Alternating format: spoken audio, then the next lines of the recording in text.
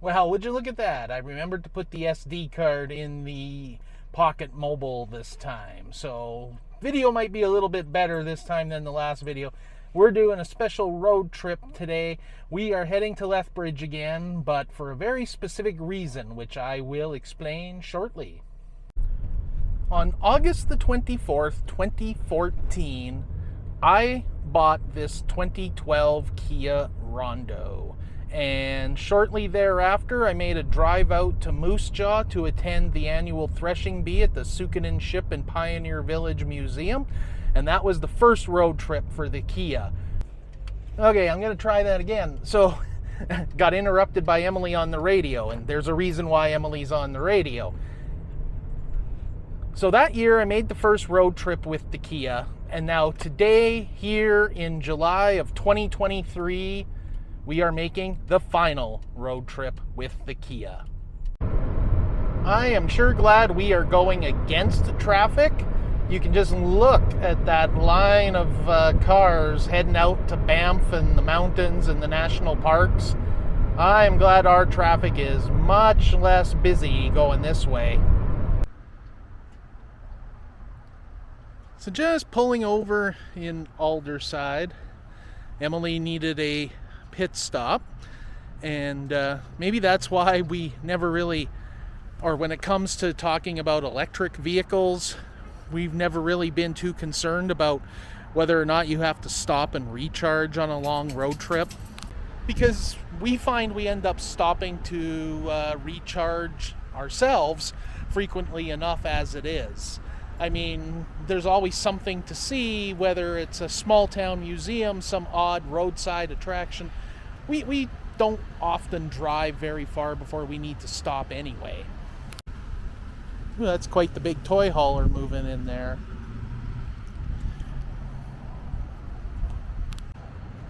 I also realize I've never really given you a clear explanation as to this trip. I've mentioned it's the last road trip for the Kia, but I haven't really mentioned why.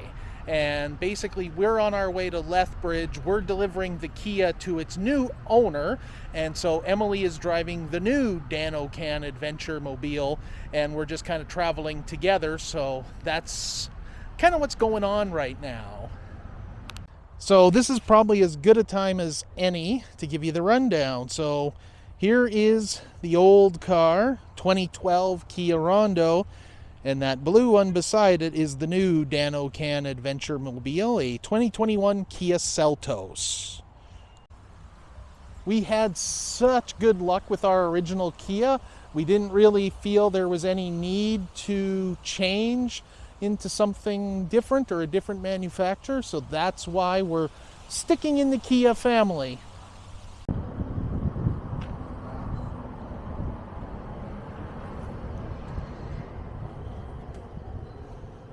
Dual fuel ups. So there we have it, the final fill up of the Kia Rondo.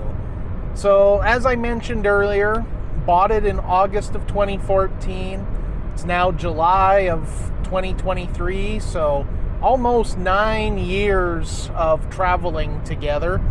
I look down at the odometer and I see 282,715 kilometers, with just a few more to go.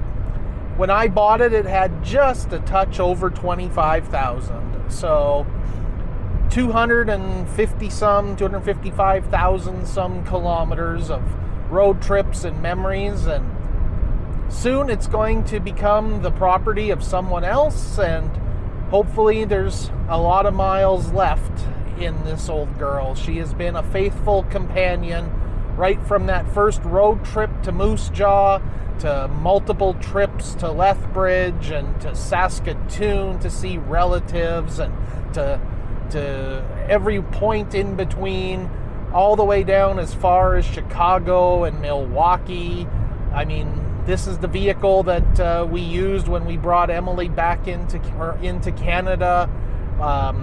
We made the drive back from Chicago to Calgary, so we've done a lot with this car, and I hope there's a lot more to it to come, and hopefully the new car can fill the shoes of this one. But don't worry, we've still got some more adventures. We got to get back to Calgary tomorrow, so that will be kind of fun as well. So this is not the end of the video, and I'm gonna take the Kia here, the Rondo, for one last car wash now that it's got a full tank of gas, and give it a proper and deserved farewell.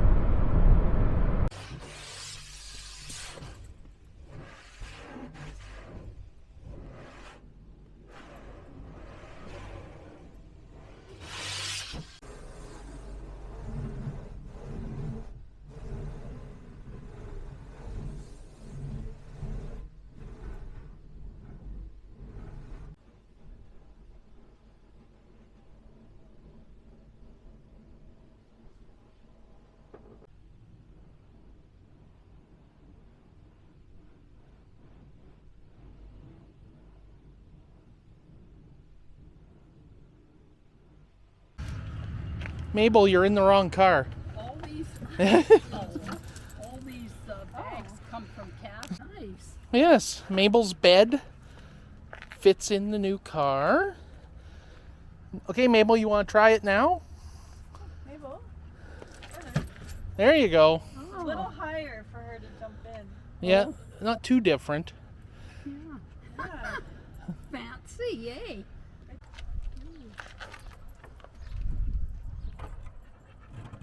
Oh my.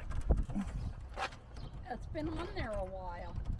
Those are very rusted in place. Mm-hmm. Oh, the rust is all coming off. Let's see this one. Want me to hold it? Hang on. Nope.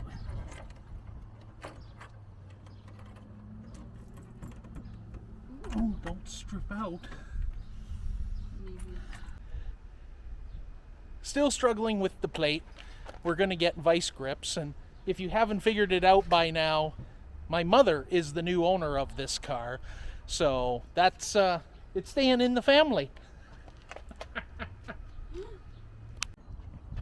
There, success. What did we do with it? See the plate? There we go. Now we get to put it on the new one.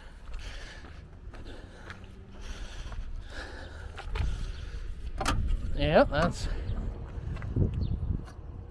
Hi, Shirley. There we go.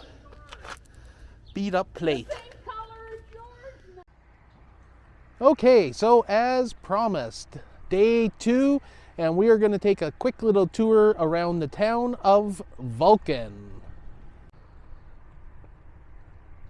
And if there is any question about whether the town of Vulcan tries to tie itself into the whole Star Trek theme, your answer comes almost immediately upon entering into town. When you look at these light posts, and you probably can't see them from here, but I'll move up closer, with little spaceships on them. So yes, there you go. The street lights have little warp nacelles on them. And of course, the other thing you'll see here is they have a nod to their grain elevator heritage. At one time, Vulcan was home to the famous 9-in-a-line grain elevators. And you'll find Star Trek symbols everywhere, even here on the liquor store. Tourist information booth also has a very spaceship theme to it. I mean, you really have to give them credit. They saw a marketing opportunity and decided to embrace it whole hog. It's not all spaceships here. What I believe is the local branch of the Legion, honoring veterans with a mural. And then on this building here right beside us, you can see a nod to the farming and ranching history. There's the famous 9-in-a-line grain elevators I mentioned before. And then, of course, the cattle.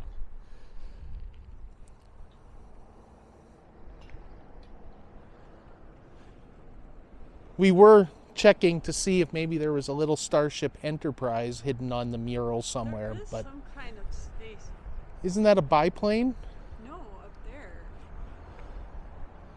I'm not sure where you're pointing. Right there. I can't see without my glasses. Oh yes, there's some sort of spacecraft there. That's Star Trek, believe me. One modern looking grain elevator down there. And looking southwards along the tracks, there's a seed cleaning plant by the looks of it. Even here at the administration building, they list it as Planet of Vulcan Authority.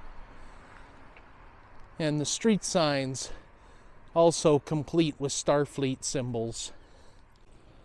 Local businesses decorating with Star Trek ships and things. Little alien painted here and aliens in the glass. It's a dollar store and he has a little alien currency. Oh, nice. Another liquor store there across the street with rocket on its sign. Another little mural there to the left of it with a space theme.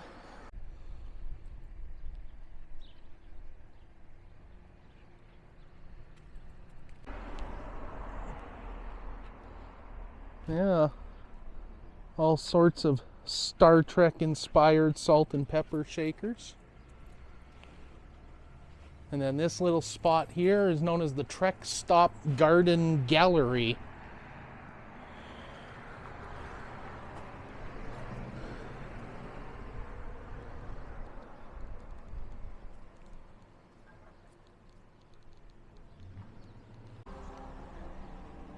There's a painting of Mosley before the elevators were renovated.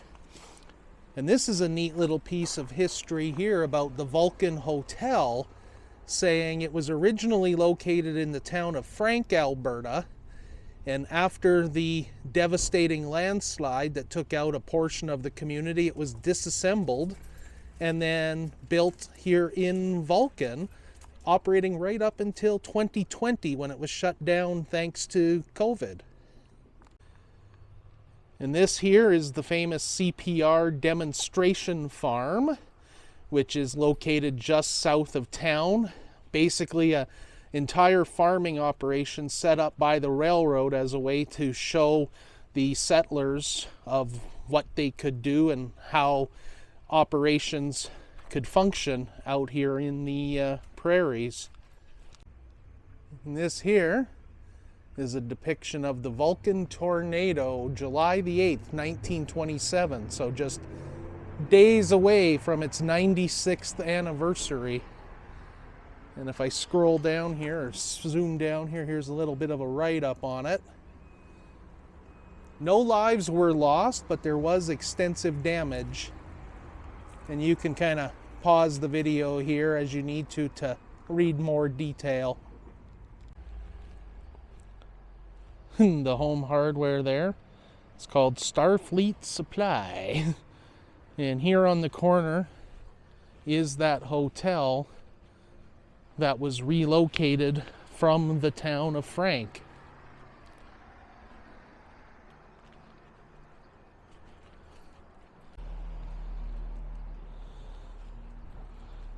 So this here is the tribute to Leonard Nimoy, a bronze bust of Spock.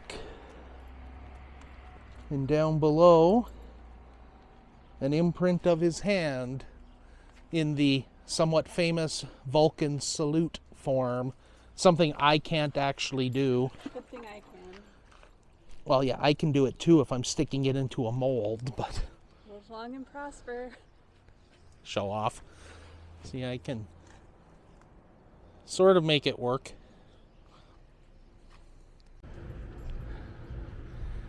And up above me there is the old town bell. And if I kind of duck underneath these trees here, there's a plaque that kind of talks about it from 1980. That was basically when a new fire hall and stable were built in 1914. The bell was Vulcan's first fire alarm and also used for curfews.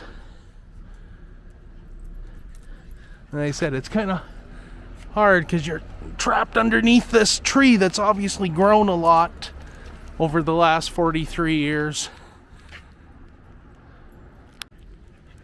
There, we can get a better view of it from back here.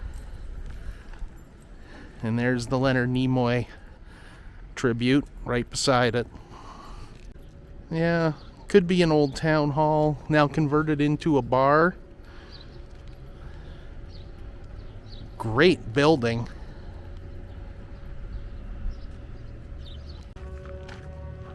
And of course I'm going to take a walk through the back alley here, because that's where you can see a lot of history of buildings a lot of times. It's not always what you see from the front, sometimes it's what you see in the back.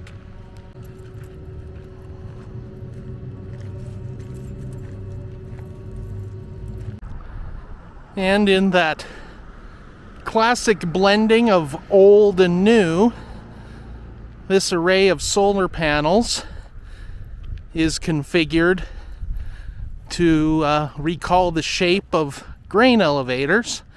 And if you've been paying attention and counting as I walk along here, those cupola-shaped solar panels, there's 9 of them, recalling the famous 9 in a line that we've talked about multiple times.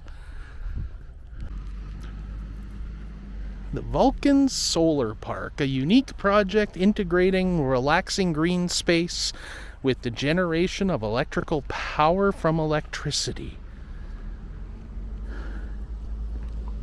It is quite unique.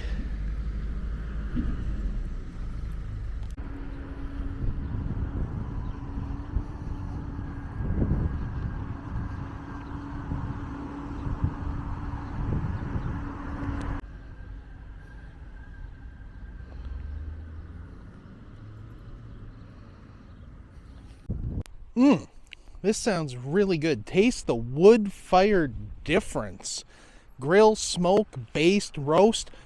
It's the exact sort of thing I expect to see outside a furniture store.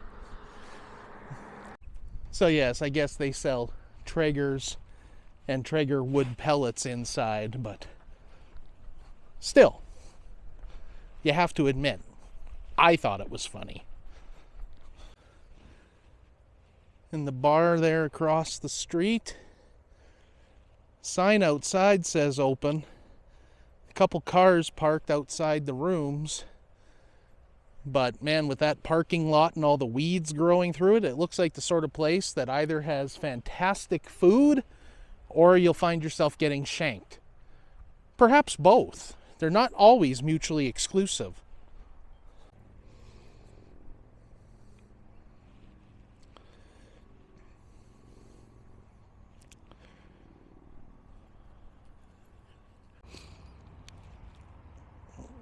Little plaque out here outside the tourist booth commemorating Gene Roddenberry.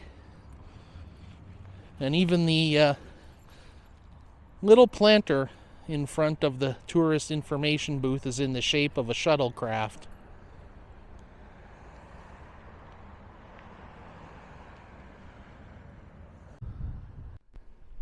Out back here of the tourist booth, little replica shuttlecraft, I guess, is what it's supposed to be. And one last stop before we get on the road and head home, and that's to check out the Starship Enterprise. Visible from the highway, this is kind of peak Vulcan right here. And here you can see unveiled June the 10th, 1995.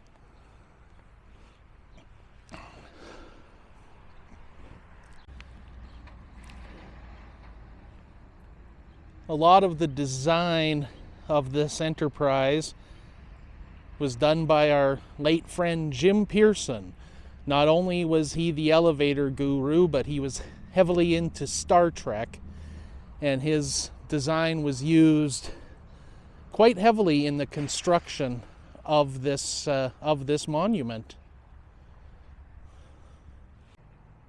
And if you're wondering, yes, there is a Star Trek convention that takes place here on an annual basis. Emily asked when she went into the visitor center, and it was last weekend of July this year. A lot of our friends have attended the Star Trek Days. We never have, but they always say it's a really, really good time. But that's going to do it for our trip here today. We are just going to hot-foot it back towards home now.